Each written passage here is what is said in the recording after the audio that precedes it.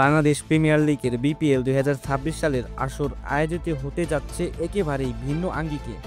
নির্বাচন ঘিরে প্রশাসনিক ব্যস্ততা ও নিরাপত্তাজনিত কারণে বিপিএলের অন্যতম সমালোচিত আসর ছিল সবশেষটি। পেমেন্ট জটিলতা, ফিক্সিংয়ের সন্দেহের মতো গুরুতর অভিযোগ ছিল আসর জুড়ে। তাই তো বিপিএলের ১২তম আসরকে সফলভাবে আয়োজন করতে নতুন করে শুরু করতে চায় বিসিবি। সেই উদ্যোগের অংশ হিসেবে ইভেন্ট ম্যানেজমেন্টের মাধ্যমে আগামী আসর আয়োজন করার উদ্যোগ নিয়েছে বিপিএল গভর্নিং কাউন্সিল। বিসিবির বিজ্ঞাপনে সাড়া পড়েছে বেশ, যেখানে আগ্রহ দেখিয়েছে হাই প্রোফাইল যুক্তরাষ্ট্রভিত্তিক প্রতিষ্ঠান আইএমজি। সেই সাথে দেশি প্রতিষ্ঠানের পাশাপাশি আগ্রহ দেখিয়েছে ভারত ও পাকিস্তানের প্রতিষ্ঠানও। তবে বিসিবির পছন্দের শীর্ষে আইএমজি। এই ইস্যুতে চূড়ান্ত সিদ্ধান্ত আসবে রবি থেকে সোমবারের মধ্যে। এই ইস্যু চূড়ান্ত হবার পর বিপিএল এর আগামী আসরের দল সংখ্যা চূড়ান্ত করবে বিসিবি। সেপ্টেম্বরের শুরুর মধ্যেই ফ্রাঞ্চাইজি চেয়ে দেয়া হবে বিজ্ঞাপন। বিপিএল এর আগের ফ্রাঞ্চাইজিগুলোর চুক্তি শেষ হয়ে যাওয়ায় নতুন করে দল বন্টন করার সুযোগ পাচ্ছে বোর্ড।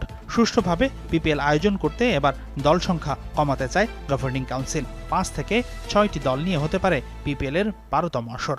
সবকিছু ঠিক থাকলে একটি ভেন্যু বাড়ার কথা আগেই জানিয়েছে বিসিবি। বিবেচনায় রাজশাহী, বরিশাল, খুলনা ও বগুড়া সেটাও জানানো হয়েছিল। ৪ ভেন্যুর অবস্থায় পর্যবেক্ষণ করছে বিপিএল গভর্নিং কাউন্সিল। তবে আন্তর্জাতিক ভেন্যু হওয়ায় প্রেস বক্স, ব্রডকাস্টার এরিয়ার মতো সুযোগ সুবিধাগুলো বগুড়া ও খুলনাতে থাকায় এই দুই ভেন্যু আগামী আসরের হোস্ট হবার লড়াইয়ে অনেকটা এগিয়ে।